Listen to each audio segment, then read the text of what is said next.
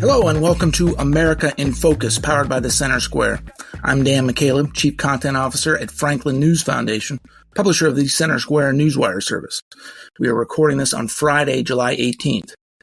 Former President Donald Trump officially accepted the Republican nomination for president Thursday night in Milwaukee, just days after surviving an assassination attempt on his life at a campaign rally in Butler, Pennsylvania. Earlier in the week, he named conservative U.S. Senator J.D. Vance of Ohio as his vice presidential running mate. The drama around the Republican National Convention unfolded as top Democratic leaders increasingly called for President Joe Biden to end his candidacy to allow Vice President Kamala Harris or another Democrat to replace him ahead of next month's Democratic convention in Chicago. Joining me to discuss all of this week's developing news is Casey Harper, the Center Square's Washington, D.C. bureau chief.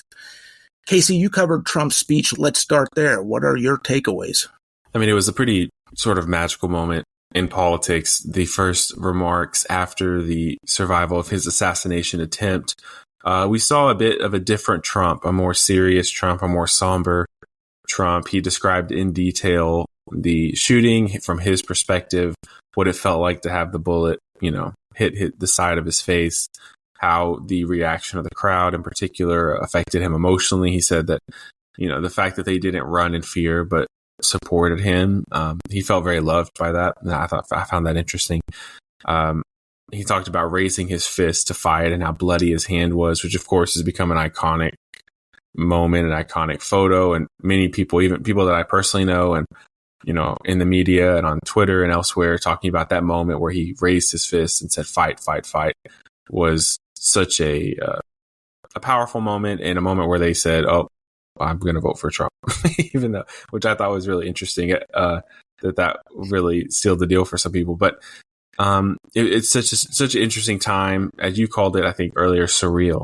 And I think that's right. We have one candidate, the incumbent president, and there's talks of him resigning possibly in the next few days, even though he's already won the nomination, essentially, being forced out by his own party, while the other is a former president who lost, contested the election, and now running again, had facing indictments.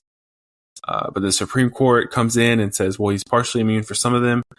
And now he survives an assassination attempt, and he's at a rally accepting the thing. So it's just it's a crazy time to be in the media, but just even to be an American. And so I think people are longing for some peace and stability, but I don't think they're going to get it. At least maybe next year, but I don't think that's coming. Let me clarify one thing, Casey, not on President Biden, not necessarily resigning, but ending his candidacy right. To run again next year. Let's talk a little bit about the drama leading up to former President Trump's selection of a vice presidential candidate. He finally announced, ended the speculation when he announced that it would be J.D. Vance, U.S. Senator from Ohio. What do you think of the pick?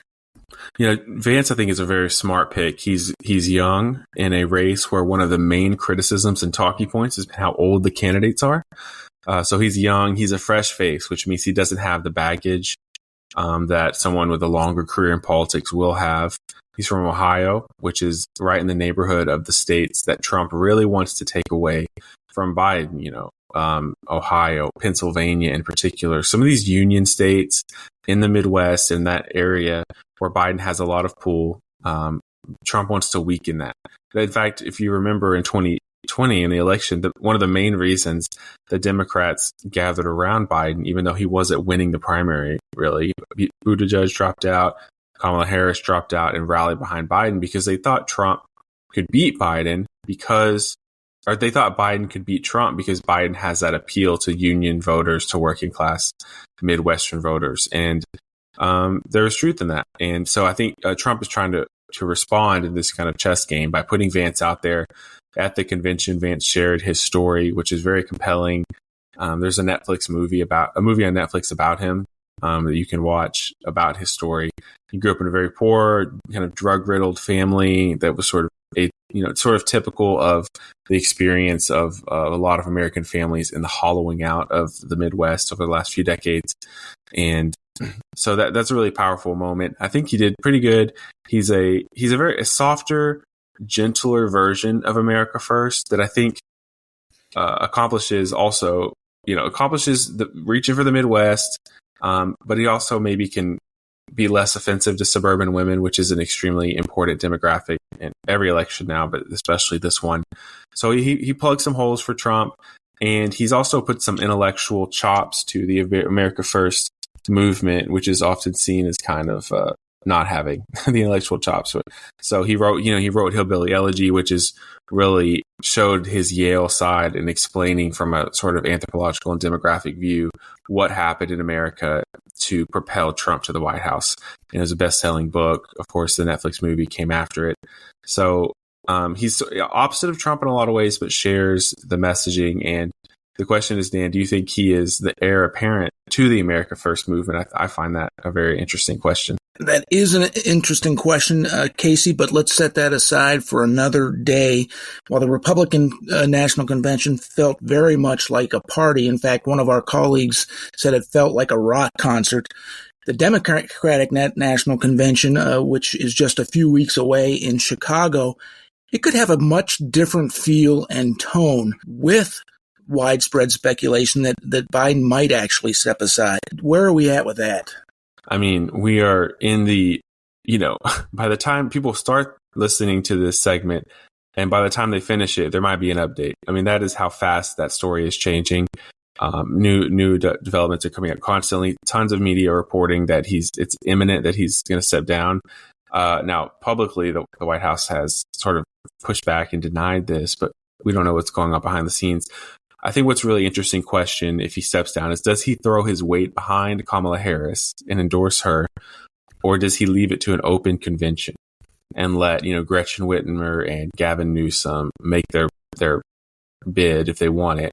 And do they make that bid behind the scenes or publicly at the convention? I mean, if Trump's convention felt like a rock concert, an open convention could feel like a knife fight. I mean, we have not seen anything like that, where the presidency, the chance to take on Donald Trump is just this. It's like going to be like the Hunger Games, Dan, either publicly or behind the scenes.